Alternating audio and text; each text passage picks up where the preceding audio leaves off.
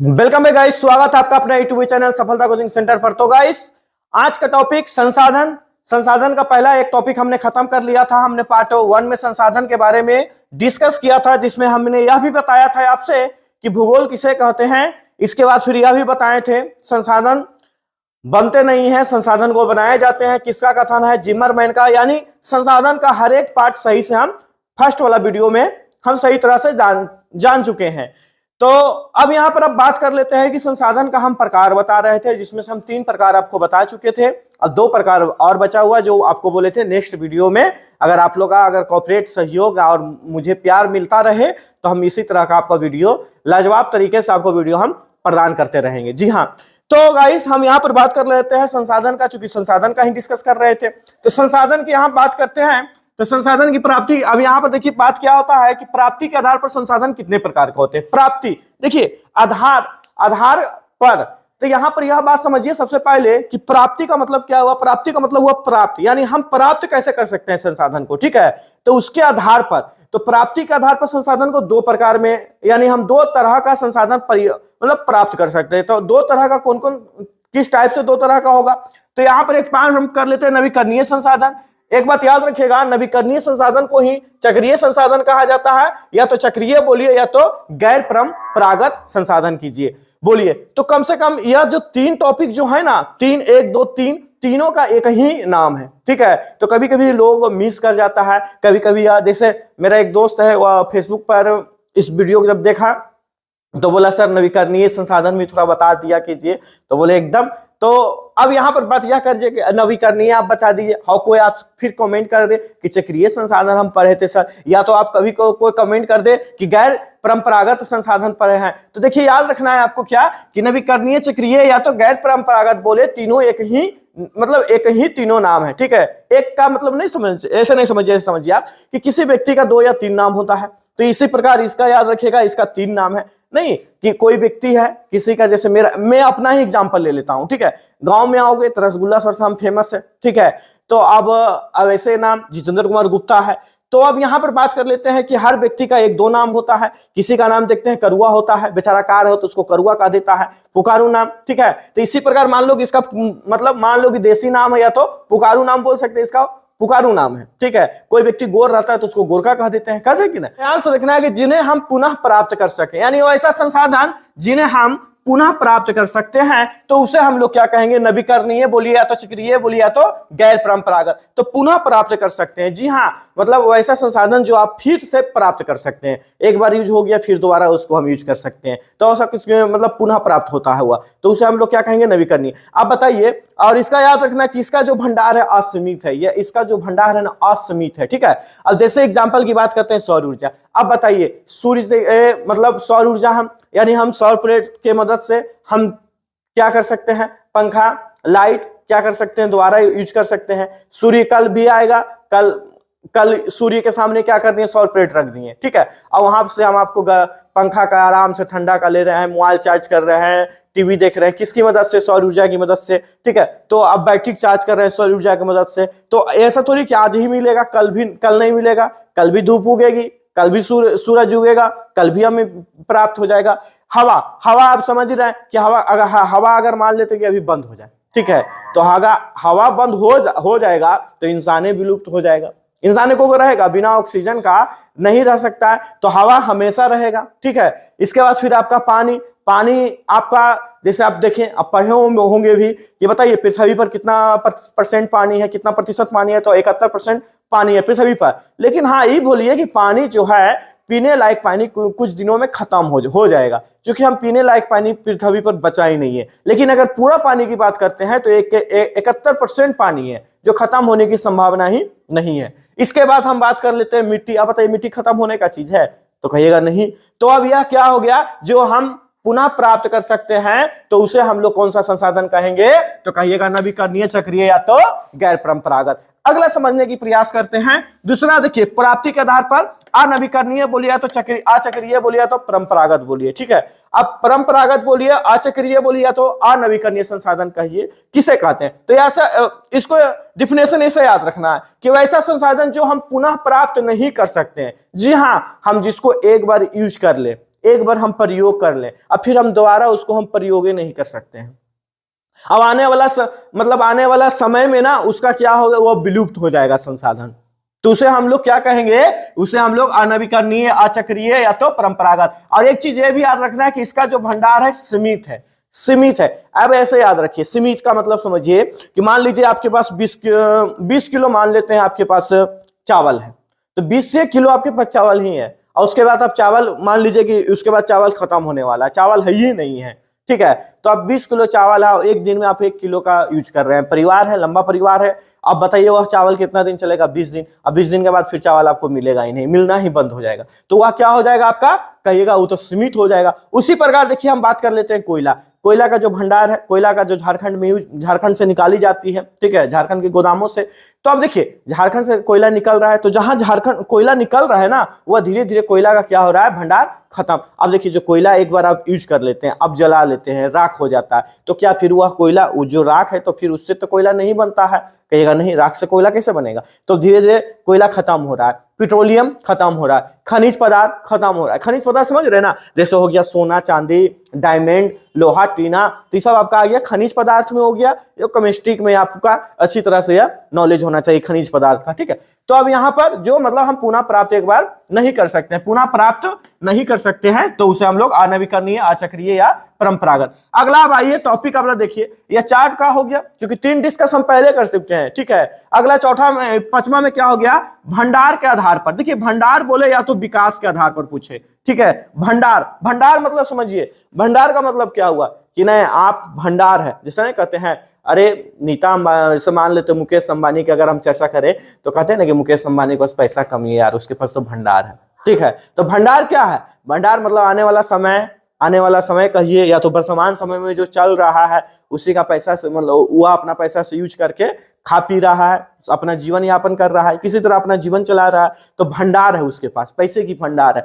तो हम भंडार का मतलब समझेंगे कि नहीं, हम कोई सामान लिए हुए हैं, तो मतलब मान ले कि किसी व्यक्ति के पास 10 करोड़ रुपया, तो 10 करोड़ रुपया बहुत होता है ना जी। तो 10 करोड़ रुपया आराम से वो रखा हुआ है, तो उसके पास बोलेंगे वो भंडार है, पैसे का भंडार है, तो कमी नहीं है। तो जहां कमी नहीं होना चाहिए संसाधन, वही भंडार कहेंगे, ठीक है। तो भंडार के आधार पर संसाधन 4 प्रकार का होते हैं। कौन कौन होते हैं, संभावना संसाधन, ठीक है, दूसरा विकसित संसाधन, और तीसरा जो होता है भंडारित संसाधन, और चौथा जो होता है संचित संसाधन होता है। तब यहां पर हम यह बात समझते हैं कि संभावना संसाधन किसे कहते हैं, तो वैसा संसाधन जो संभावना हो, ठीक है। अब यहां पर बात कर लेते हैं कि वैसा संसाधन जो संभावना हो, जैसे अगर हम मान लेते हैं कि आपको अभी जो मन हो गया आपको कि हमें हेलीकॉप्टर लेना है, तो हेलीकॉप्टर लेना है तो आप कैसे लीजिएगा, आपके पास पैसा रहेगा तभी ना लीजिएगा। कहिएगा हाँ वो तो बात है कि मेरे पास पैसा रहेगा तो हमें हेलीकॉप्टर तुरंत ले लेंगे, और जिसके पास पैसा का अभाव नहीं है, ठीक है, तो वह सोचेगा ही नहीं, वो तुरंत जाएगा, तुरंत अपना जो भी उसका सपना, जो भी ड्रीम है, तुरंत पूरा कर लेगा, ठीक है। तो पैसे के अभाव में हम क्या करते हैं कि यह मतलब संभावना संसाधन को हम पैसे के अभाव में छोड़ देते हैं, ठीक है। जैसे हम मान लेते हैं कि आप मैट्रिक का स्टूडेंट, आप सोच रहे हैं कि हम 450 प्लस नंबर लाएंगे, तो कहीं ना कहीं आप सोच रहे हैं, तो आपका संभावना है कि ना हम संभाव है कि हम 450 प्लस ला सकते हैं। तो उस तरह का आपके पास टैलेंट है, आप उस तरह से मेहनत किए, उस लायक हैं आप कि आप हुआ, तो ऐसा व्यक्ति को आप क्या कहिएगा संभावना है। तो वैसे कि हम लोग क्या कहेंगे, संभावना संसाधन, ठीक है, कोई प्रॉब्लम नहीं हो रहा होगा। अगला समझिए यहाँ पर विकसित संसाधन किसे कहते हैं, तो अब देखिए विकसित संसाधन किसे कहते हैं, तो वैसा संसाधन जो वर्तमान समय में इस्तेमाल कर रहे हैं, जी हाँ, जो वर्तमान समय में हम उसका यूज करेंगे ना, तो उसे हम लोग कौन सा संसाधन कहेंगे, तो कहिएगा विकसित संसाधन। जैसे यह बताइए यह कौन संसाधन हो जाएगा, तो कहिएगा विकसित संसाधन है, क्योंकि हम वर्तमान समय में इसका यूज कर रहे हैं, ठीक है। जैसे अगर हम बात कर लेते हैं मुंबई का हाई तेल जो निकल रहा है, वर्तमान समय में भी यूज हो रहा है, तो उसे हम लोग क्या कहेंगे, विकसित संसाधन। तीसरा टॉपिक समझिएगा इसका, भंडारित संसाधन किसे कहते हैं, तो समझिए भंडारित संसाधन किसे कहते हैं। तो यहां पर हम बात कर लेते हैं कि वैसा संसाधन जो तकनीक नहीं है, तकनीक का मतलब हुआ टेक्नोलॉजी, मतलब ऐसा संसाधन, मतलब संसाधन है आपके पास, ठीक है। अब जैसे इसको ऐसा नहीं समझिए, इस तरह से समझिए कि मान लेते हैं कि आपके जमीन में, ठीक है, आपके जमीन में मान लेते हैं कि 200 रुपया गड़ा हुआ है। अब आपको पता है कि यहाँ पर मेरा 200 रुपया है, ठीक है। अब 200 रुपया है, आप कहिएगा कि इसको हमको निकालना है। और जमीन को खुदाई करने में हमें 400 रुपया खर्चा हो रहा है। अब लेबर को बुलाइएगा, लेबर बोल देगा कि हम खोदेंगे, हम अपना दिहाड़ी ले लेंगे, 400 रुपया ले लेंगे। अब कहिएगा कि ना 400 रुपया ले लेगा और 200 रुपया उसमें ये है, तो क्या आप उस पैसा को निकालिएगा कभी? कहिएगा एकदम नहीं निकालेंगे, क्योंकि हम जितना निकालने रहे हैं उससे दुगना उसमें हमको लग रहा है, तो हम क्यों निकालें? तो टेक्निक नहीं है, ठीक है, टेक्निक का मतलब तकनीक नहीं है या टेक्नोलॉजी नहीं है, तो उसे हम लोग क्या करेंगे, उसी में हम छोड़ देते हैं। समझ गए? तो ऐसा संसाधन जो तकनीक नहीं है या टेक्नोलॉजी के अभाव में हम उसको छोड़ देते हैं, तो उसे हम लोग क्या कहते हैं, भंडारी संसाधन। हाँ, रखा हुआ है, पड़ा हुआ है, ठीक है, कभी मतलब जिस तरह बोला जाता है कि अगर मतलब कभी भी आप नहीं निकालिएगा, चाहे आपके पास जितना भी रुपया हो जाए फिर भी आप नहीं निकालिएगा। ये उसको निकालने घटा है तो काहे निकालेंगे, उसको आप ऐसा ही छोड़ दीजिएगा कि नहीं। अगला समझिए, आप यहाँ पर बात करते हैं संचित संसाधन किसे कहते हैं। देखिए इंपॉर्टेंट है, संचित संसाधन किसे कहते हैं, तो वैसा संसाधन जो मुसीबत में काम दे।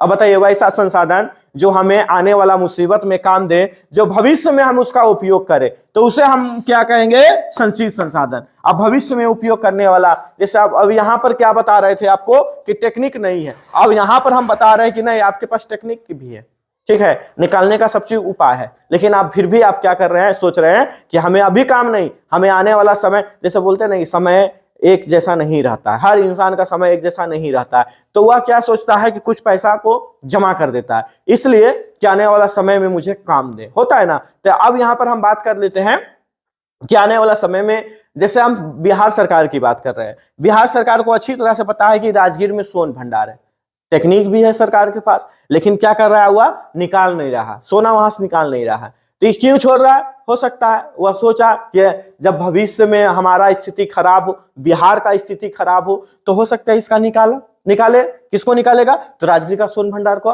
यूज करे भविष्य में, आने वाला भविष्य में, ठीक है। तो यह आपका टॉपिक क्या था, यह आपका पूरा टॉपिक संसाधन था। तो इसको आप स्क्रीनशॉट भी ले सकते हैं, नोट भी कर सकते हैं, और अगर नहीं समझ में आया होगा तो एक बार फिर कमेंट कीजिएगा, फिर हम आपको बहुत बेटर टाइप से बताएंगे, बहुत अच्छी तरह से आपको सोल्यूशन करेंगे, ठीक है। अब हम बात कर लेते हैं संसाधन, यह कंप्लीट हो गया, यह टॉपिक आपका संसाधन कंप्लीट। अब देखिए हम बात किसका कर रहे हैं, मतलब छोटा एग्जाम्पल लीजिए, ज्यादा बड़ा एग्जाम्पल लेने की कोई जरूरत नहीं। मान लो कि कोई गांव का विकास करना है, ठीक है, तो गांव का विकास कैसे होगा? कहेगा गांव का विकास तभी होगा जब गांव के आदमी एक साथ बैठेगा और उस पर डिस्कस करेगा, तभी ना गांव का विकास होगा।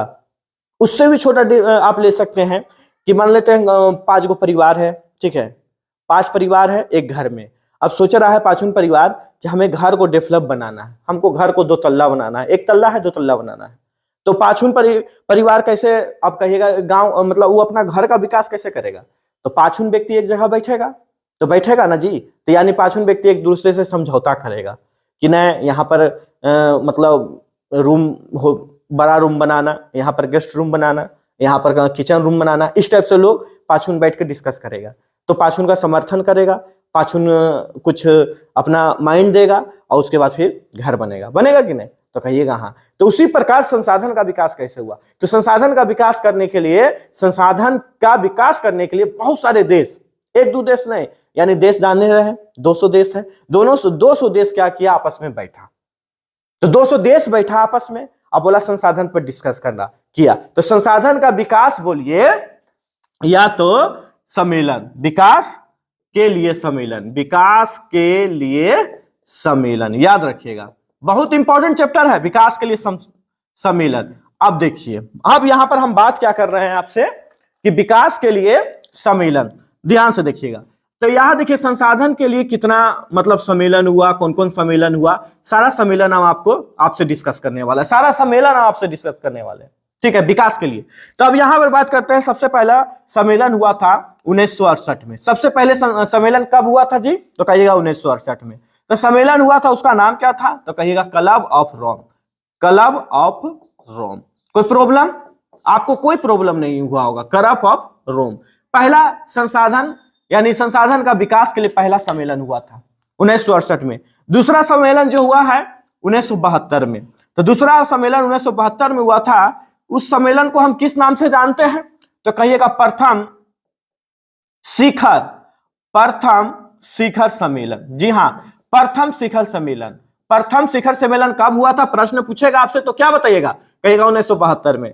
प्रथम शिखर सम्मेलन कहां हुआ था? तो बोलिएगा स्कॉटहोम में। स्कॉटहोम में, तो स्कॉटहोम में हुआ था, तो कहिएगा स्कॉटहोम जो शहर है, शहर में हुआ था। अब कोई पूछ ही दे कि स्कॉटहोम शहर में हुआ था प्रथम शिखर सम्मेलन, तो किस उद्देश्य से हुआ था? प्रश्न ये भी आ सकता है। तो कहिएगा हाँ एकदम बताएंगे, क्यों नहीं बताएंगे। तो उद्देश्य इसका क्या था मालूम है? पर्यावरण बचाने का उद्देश्य से। पर्यावरण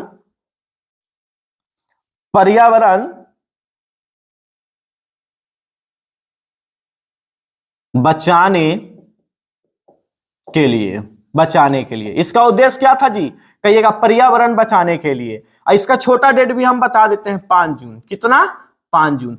5 जून 1972 को एक सम्मेलन हुआ था। जो सम्मेलन कहां हुआ था? तो कहिएगा स्कॉटहोम में। सम्मेलन का नाम क्या था? तो कहिएगा प्रथम शिखर सम्मेलन। और उस सम्मेलन का क्या उद्देश्य था? तो कहिएगा पर्यावरण बचाने के उद्देश्य था। इसीलिए याद रखिएगा छोटा डेट 5 जून, इसीलिए 5 जून को हम क्या मनाते हैं? तो कहिएगा विश्व पर्यावरण दिवस। हम लिख देते हैं 5 जून को हम लोग क्या मनाते हैं? कहिएगा विश्व पर्यावरण दिवस। देखिए तो कितना इजी से निकल गया, विश्व पर्यावरण दिवस। यह आपका हो गया 1972 में सम्मेलन। ठीक है, 1972 के सम्मेलन की बात किए। अब यहां पर हम बात कर लेते हैं 1974 में। कितना का? 2 साल बाद फिर होता है सम्मेलन। 1974 में सम्मेलन होता है, उसका नाम रहता है small is beautiful. Small is beautiful, जी हाँ, स्मॉल इज ब्यूटीफुल किसके अवधारणा पर हुआ था जी? मालूम है? कहिएगा महात्मा गांधी के अवधारणा पर। या महात्मा गांधी के अवधारणा पर हुआ था। कौन? Small is beautiful. कब हुआ था? कहिएगा 1974 में। अवधारणा किसको? तो कहिएगा महात्मा गांधी का। और एक बात याद रखिएगा, और 1974 में एक सम्मेलन और हुआ था, उसका सम्मेलन का नाम था हमारा साझा भविष्य। याद रखिएगा, हमारा साझा भविष्य। प्रश्न है, ये सब आपको याद करना होगा। 1968 में क्लब ऑफ रोम, 1972 में प्रथम शिखर सम्मेलन स्कॉटहोम में। कब? उद्देश्य बताइए। पर्यावरण। कब हुआ था? छोटा डेट 5 जून। 5 जून को कौन दिवस? कहिएगा विश्व पर्यावरण दिवस। कोई प्रॉब्लम नहीं हो रहा होगा। इसके बाद 1974 में 2 कौन? स्मॉल इज ब्यूटीफुल किसका अवधारणा पर? तो कहिएगा महात्मा गांधी की अवधारणा पर। अब बताइए 1974 में एक और हुआ था, इसका नाम था हमारा साझा भविष्य। यहां तक कोई प्रॉब्लम नहीं हुआ होगा। अगला हम बात कर लेते हैं 1987 में। इसके बाद सम्मेलन 1987 में हुआ था। तो 1987 में कौन सा सम्मेलन हुआ था? अब यहां पर हम बात कर रहे हैं 1987 की। तो 1987 में कौन सा सम्मेलन हुआ था? तब देखिए ध्यान दीजिएगा, 1987 में सम्मेलन हुआ था 1987 में 2 सम्मेलन हुआ था। तो 2 को आप सबसे पहले 2 को हम कॉलम ले लिए। ठीक है, तो पहला का नाम था ब्रिटेन वुड सम्मेलन, जिनको हम जानते हैं सतत पोषणीय विकास। सतत पोषणीय विकास। यह क्यों हुआ था जी सतत पोषणीय विकास? तो आने वाला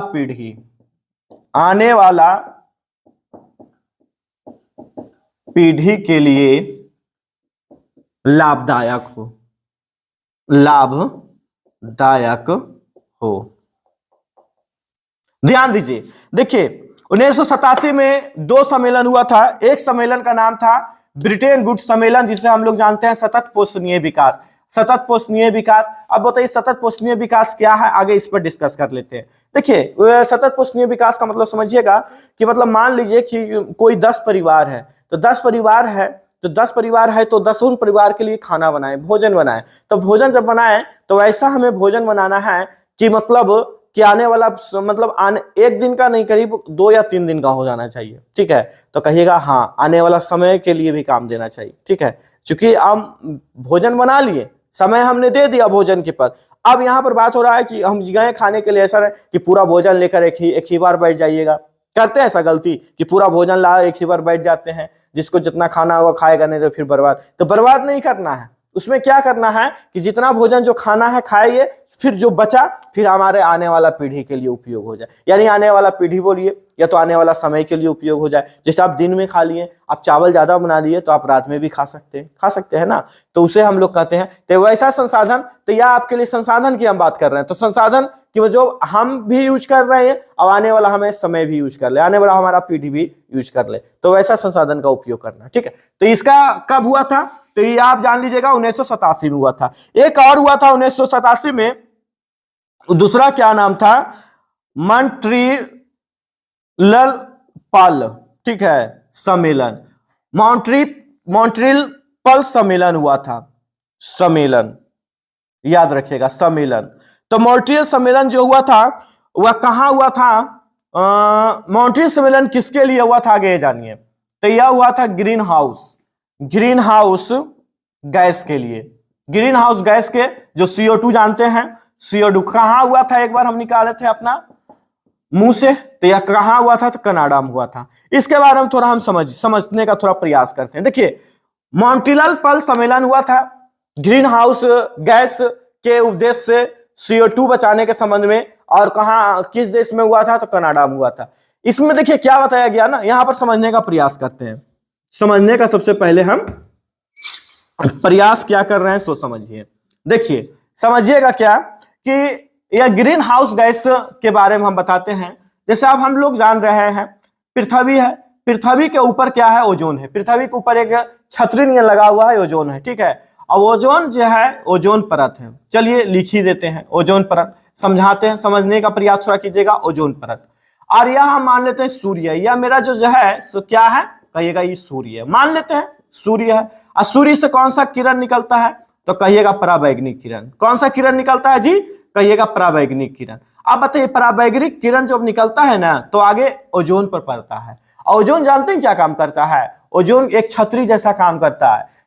हमारा पृथ्वी का, उसको दिल कहिए, हमारा पृथ्वी का दिल है। कौन दिल है, तो ओजोन परत, या पृथ्वी का सुरक्षा कवच कहिए, ठीक है। याद रखिएगा पृथ्वी का सुरक्षा कवच किसे कहा गया है, सुरक्षा कवच। ये सब नोट करते जाइएगा, कॉपी किताब आप लेकर बैठे हैं तो।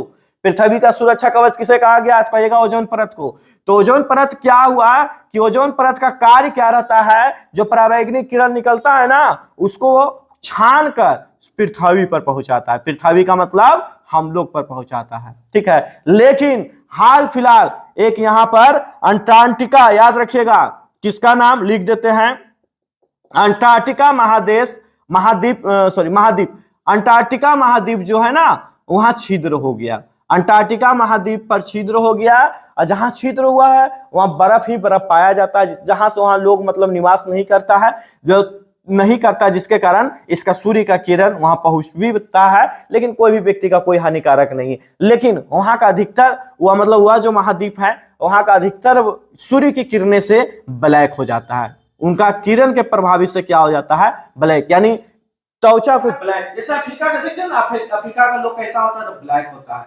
एकदम प्योर शुद्ध ब्लैक होता है। तो अब यह मत समझ आइएगा कि वहां का लोग ब्लैक होने का रीजन है, इसके पीछे रीजन क्या है कि हमारा पराबैंगनी किरणें जो निकलती है सूर्य से, इतनी प्रभावित करता है वहां का लोगों को, तो वहां का जो त्वचा होता है लोगों का, वह जला देता है।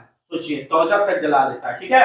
अब इंडिया में तो इंडिया से बहुत दूर है अभी, अब अगर इंडिया में वही आ जाए पराबैंगनी किरणों का असर इधर आपको देखने को मिल जाएगा, सूर्य जो किरण निकलती है डायरेक्ट, तो वह क्या होगा, हम लोग भी क्या हो गए, पूरा शुद्ध ब्लैक हो जाएगा, ठीक है। जो इंडिया का लोग गोरा देखते हैं, अमेरिका तो बहुत दूर है, ठीक है, मैप में। तो अब इसी प्रकार का हम बात कर रहे हैं। तो कभी कभी यह प्रश्न आपसे पूछा जाए कि सुरक्षा कवच किसे कहा जाए, तो आप बता दीजिएगा ओजोन परत को ही कहा गया है। कैसे कहा गया है, या आप डिस्कस इसमें से जान लिए हैं, ठीक है। अब यहाँ पर हम बात कर लेते हैं कि इसका, देखिए 1987 में 2 सम्मेलन याद रखिएगा, ब्रिटेन वुड सम्मेलन जिसे सतत पोषणीय विकास के नाम से जानते हैं, और दूसरा क्या हो गया था, मॉन्ट्रियल सम्मेलन जो ग्रीन हाउस गैस को यानी CO2 कहां हुआ था, कर्नाटका में, और अंटार्कटिका, ये तो आपको हम रफ के लिए समझाए थे, ठीक है। तो यार इसको हम क्लीन कर रहे हैं।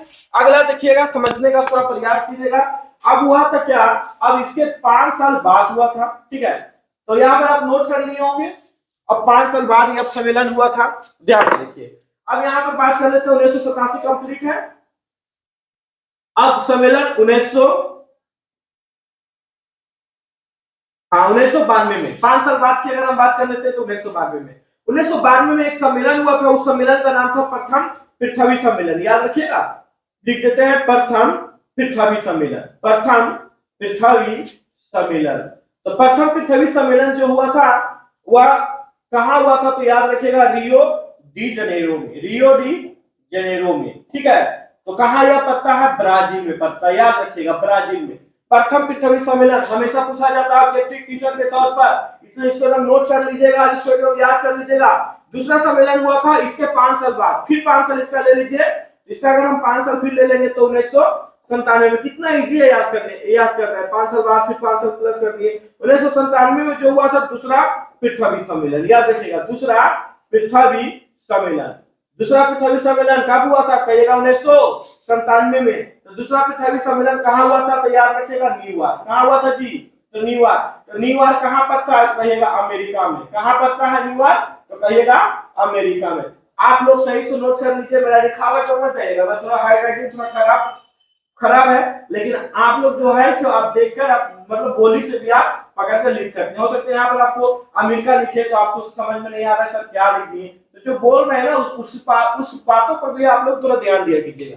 दूसरा सम्मेलन हुआ था 1997 में, लेकिन 1997 में दूसरा पृथ्वी सम्मेलन यह हुआ था, तो 1997 में एक सम्मेलन आ हुआ था जिसको हम लोग जानते हैं क्योटो सम्मेलन। क्योटो सम्मेलन हुआ था 1997 में, बहुत इंपॉर्टेंट है। जो कहां हुआ था, तो याद रखिएगा जापान में। कहां हुआ था जी, जापान में हुआ था। तो जापान में क्यों हुआ था, इसका उद्देश्य क्या था, तो याद रखिएगा उद्देश्य भी लिख देते हैं ग्रीन हाउस। ग्रीन हाउस समझते हैं ना, ग्रीन हाउस गैस को प्रभावित से रोकने के लिए, ग्रीन हाउस गैस को इधर आ जाते हैं, रोक लगाने के लिए, ठीक है। देखिए 1997 में 2 सम्मेलन, एक सम्मेलन का नाम है दूसरा पृथ्वी सम्मेलन। द्वितीय पृथ्वी सम्मेलन कब हुआ था, तो 1997 में। कहां हुआ था, तो न्यूयॉर्क अमेरिका में। उसके बाद क्योटो सम्मेलन भी पूछा जाएगा, क्योटो सम्मेलन कहां हुआ था, तो कहिएगा जापान में। उद्देश्य क्या था, तो कहिएगा ग्रीन हाउस गैस को रोक लगाने में। इसके बाद फिर एक और सम्मेलन हुआ था, सबसे लास्ट सम्मेलन इसमें आपका सम्मेलन में 2002 में, 5 साल बाद फिर, ठीक है, 5 साल प्लस किए 2002 में। तृतीय याद रखिएगा तृतीय सम्मेलन, तृतीय पृथ्वी सम्मेलन, तृतीय पृथ्वी सम्मेलन। तृतीय पृथ्वी सम्मेलन कहां हुआ था, तो याद रखना है जोहान्सबर्ग में। जोहान्सबर्ग कहां है, तो कहिएगा दक्षिण अफ्रीका में, दक्षिण अफ्रीका में। ये सब आपको नोट करना होगा, ये आपको ऑब्जेक्टिव क्वेश्चन के तौर पर पूछा जाएगा, इसलिए इसको एकदम रट जाइएगा, ठीक है।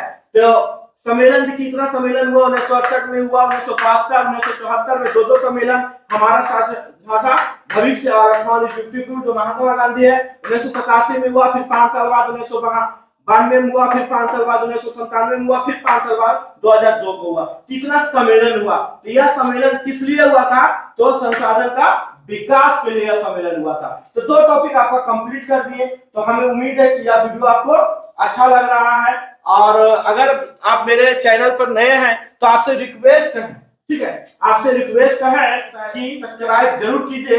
ऐसा ही लाजवाब टॉपिक आपको हमेशा मिलता रहेगा। तो आप इसका एक स्क्रीनशॉट ले लीजिए, या तो आप नोट करना है तो आपको नोट भी कर सकते हैं। अब हम तो गाइस नेक्स्ट टॉपिक है संसाधन का उपयोग। संसाधन का उपयोग कैसे करेंगे, तो संसाधन का उपयोग तो आप पर डिपेंड करता है कि आप किस तरह से उसे आप कीजिएगा कि जो आपको भी फायदा है और आने वाले पीढ़ी का भी फायदा होना चाहिए। जिसे हम लोग आपको बताए थे ना सतत पोषणीय विकास, थोड़ा पीछे आप देख सकते हैं, सतत पोषणीय विकास के में बताए थे अच्छी तरह से एक्सप्लेन करके। तो अब यहाँ पर हम बात कर रहे हैं संसाधन का नियोजन। सबसे पहले संसाधन का नियोजन कैसे करेंगे, तो संसाधन का नियोजन का मतलब हुआ संसाधनों का पता लगाइए, ठीक है। अब यहाँ पर हम पता चल रहा है कि संसाधन कहाँ कहाँ, वहां आपको पता लगाना है, ठीक है। तो संसाधन का जब पता आपको लग जाएगा तो आप क्या कीजिएगा, आप देखिएगा सबसे पहले उसको मात्रा कि वह किस मतलब किस क्वालिटी का संसाधन है, मात्रा या तो गुणवत्ता उसका चेक कीजिएगा। ऐसा मान लेते हैं कि जमीन के अंदर यहाँ पर है, यहाँ पर कितना है 100 ग्राम सोना है, कितना है जी 100 ग्राम सोना है, और भी बहुत खराब क्वालिटी का है, कौन सा क्वालिटी का? आपने पता लगा लिया कि यहाँ इस जमीन के अंदर 100 ग्राम सोना है, लेकिन क्वालिटी क्या है? क्वालिटी एकदम गंदा है। तो आप क्या योजना बनाइएगा? अब तीसरा क्या हो गया? योजना। तो आप योजना नहीं बनाइएगा, कहेगा इस 100 ग्राम सोना को निकालने में बहुत ज्यादा पैसा खर्चा है, क्वालिटी भी सही नहीं है, तो आप क्या कीजिएगा? उसको छोड़ दीजिएगा कि नहीं?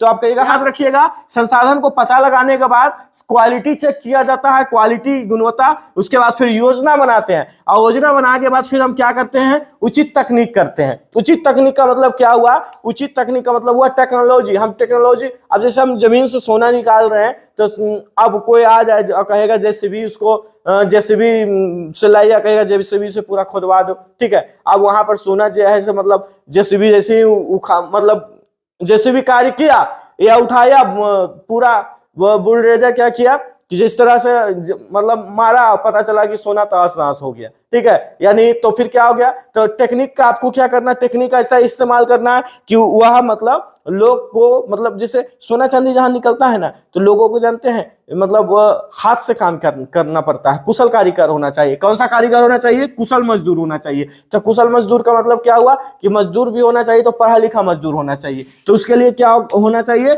शिक्षा संस्थान की व्यवस्था होता है, समझ गए? तो अब जैसे हमने बात कर रहा था कि सोना अगर हम निकालते हैं, ठीक है, तो सोना निकालने के लिए ये नहीं कि हम हथौड़ी चला रहे हैं सोना पर, तो हथौड़ी अगर हम मारेंगे तो सोना का ढेर रहता है, तो वह क्या होगा? विस्फोट हो जाएगा, यानी सोना क्या हो गया? टूटेगा, फूटेगा, और हमें सोना ऐसे अच्छी तरह से प्राप्त हो जाएगा। तो कुशल कारीगर होना चाहिए। अब देखे होंगे ना, कहीं कहीं जब पता चलता है ना कहीं संसाधन, तो देखिएगा एक छोटा छोटा ब्रश रहता है, समझे, हल्का हल्का से हटाएगा। अब फिल्म सर्च करके देख सकते हैं, तो हल्का सा मतलब वह क्या करेगा? मतलब पूरा हल्का हल्का हटावेगा, इस तरह से हटावेगा ताकि उस पर कुछ असर नहीं पड़े, ठीक है।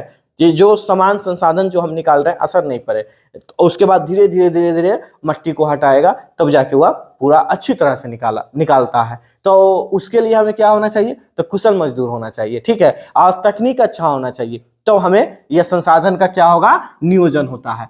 तो गाइस, हमें आशा है, उम्मीद है यह चैप्टर आपका कंप्लीट हो गया।